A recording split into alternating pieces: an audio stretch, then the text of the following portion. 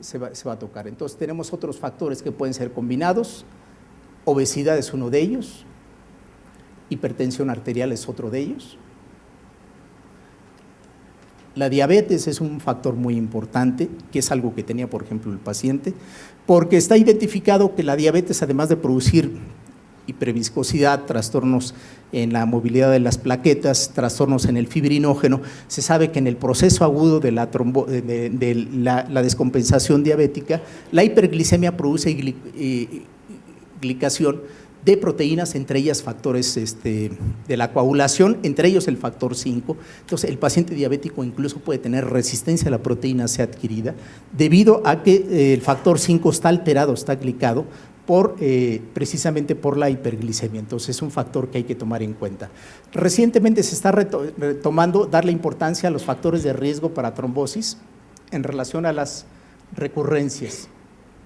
La duración de la anticoagulación, en las nuevas guías que salen publicadas en el CHES del 2012, establecen los puntos de referencia cuando tienen 3 meses de tratamiento, y hay una serie de factores de riesgo para recurrencia que habría que valorar si esta terapia se extiende incluso 6 meses. Incluso algunos dicen, hay algunos estudios, el estudio Extend, que incluso habría que valorar si más de 6 meses habría que darle tratamiento. Entonces, muy importante en cuanto a la duración de la anticoagulación y el riesgo de retrombosis.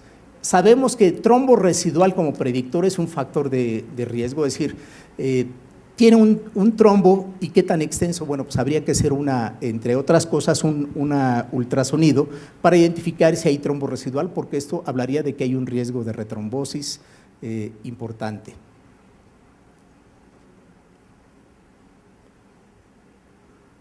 Entonces, hablábamos del trombo residual, que lo podemos hacer por ultrasonido, y también, por otro lado, la predicción que podíamos tener, por otro lado, en relación a la determinación de dímeros D. El grupo étnico, por otro lado,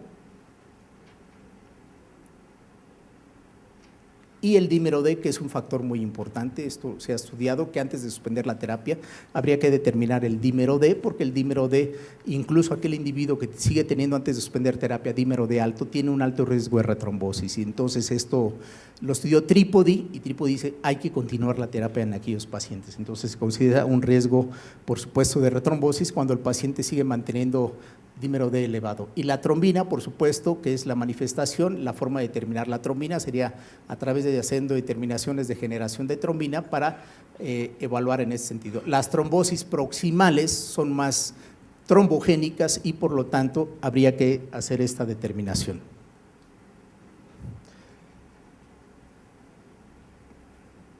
Ok, hay un modelo que es el modelo de Viena de recurrencias, donde se tomó el sitio de localización, el sexo, y por puntajes para determinar si el paciente o no tiene una posibilidad de retrombosis.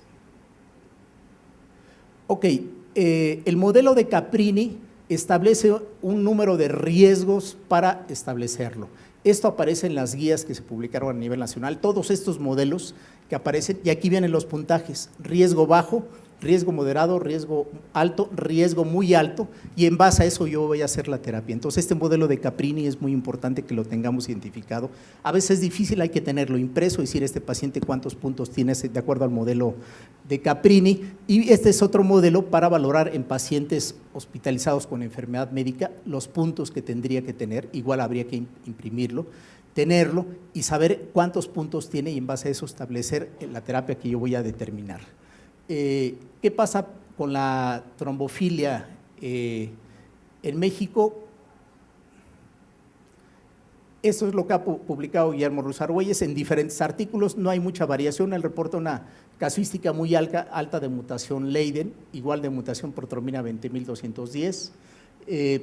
Creo que todos los que hemos estudiado en México hemos visto que no es tan alta la prevalencia, y esto es un artículo que publicó Abraham Alú, lo hizo un estudio en todo el país, identificó pocos casos de mutación Leiden en México, o sea, RPCA contra los que son mutación Leiden. Por supuesto, la Ciudad de México fue de los más altos. Entonces, esto ya está publicado, la próxima. Esto nosotros también lo publicamos y encontramos una casuística, particularmente lo hicimos Cambridge, hicimos Leiden, la próxima. Lo hicimos también en el Hospital General de México, quitando otra población de que estudiamos y también encontramos que es baja la incidencia de estas mutaciones, la próxima. Y en cuanto a los datos clínicos, la próxima, voy a ir al modelo que mencionó el doctor García Chávez, la próxima, que es el modelo de Wells de probabilidad preprueba para trombosis venosa profunda. Hay un puntaje bien determinado, que es el modelo de Wells. Dice probabilidad clínica alta, moderada y baja. Estos son los puntajes, que es importante también tenerlos impresos y decir, o tenerlo en un libro y decir cuántos puntos tiene mi paciente. En ese sentido, esto viene en la guía de práctica clínica vigente actualmente. La próxima, y cuando se emboliza, estos son los criterios clínicos de Wells para embolismo pulmonar también. Entonces hay para trombosis venosa profunda y para embolismo pulmonar. La próxima. Ok, pruebas básicas, dímeros D es muy importante, por supuesto que es muy importante, no nos olvidemos en la biometría porque el paciente puede tener eritrocitosis, puede tener trombocitosis, puede tener agregación de plaquetas, TTPA puede estar prolongado por deficiencia de factor 12 o por anticoagulante lúpico, fibrinógeno muy alto, entonces es muy importante estas pruebas básicas. La próxima.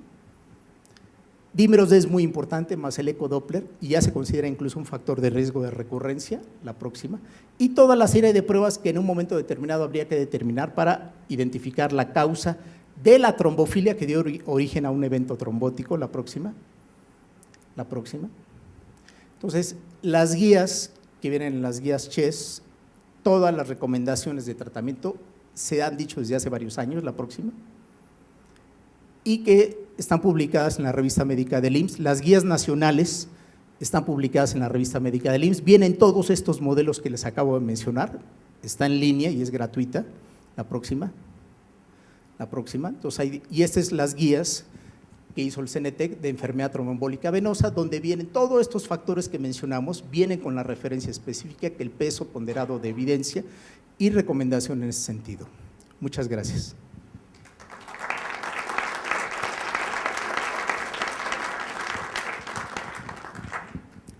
El segundo ponente es Alejandro Fernández Martínez, viene del Centro Médico Nacional, siglo XXI, y va a hablar sobre el tratamiento de trombosis.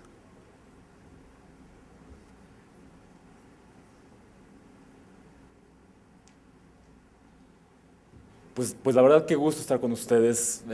Quiero agradecer por la invitación y reafirmar el gusto de estar con ustedes ante compañeros de trabajo, amigos, etcétera. Es realmente un gusto estar aquí con ustedes. Probablemente alguien se esté preguntando en un grupo de hematología por qué tratamiento de la enfermedad tromboembólica venosa, si eso es un tema básicamente angiológico del cirujano vascular, ¿por qué el tratamiento? Y bueno, yo nunca me canso de decir en mi hospital que el tratamiento de la enfermedad tromboembólica venosa siempre debe ser dirigido por un médico, por un clínico. Realmente, si nosotros nos ponemos a checar las guías de práctica clínica, vamos a ver que solamente el 7% de los pacientes que tienen una enfermedad tromboembólica venosa requieren cirugía.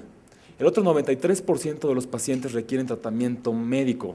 Por lo tanto, no me canso de ir con mi pancarta y con mi bandera a decir la enfermedad tromboembólica venosa es una enfermedad que le pertenece al clínico, no al cirujano. Y es por eso que hago difusión de que esta es una enfermedad de la cual tiene que estar empapado el internista, el reumatólogo, el hematólogo y, bueno, prácticamente todos los servicios clínicos. Entonces, vamos a revisar unos aspectos muy generales de lo que es el tratamiento de la enfermedad tromboembólica venosa.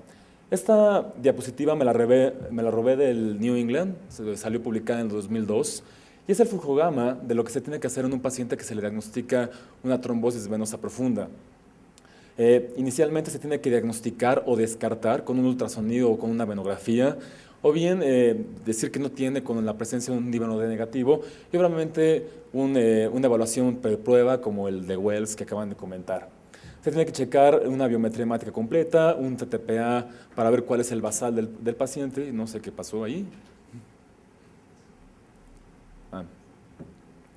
Y debemos de identificar si hay alguna contraindicación ya confirmada en la trombosis para anticoagular el paciente.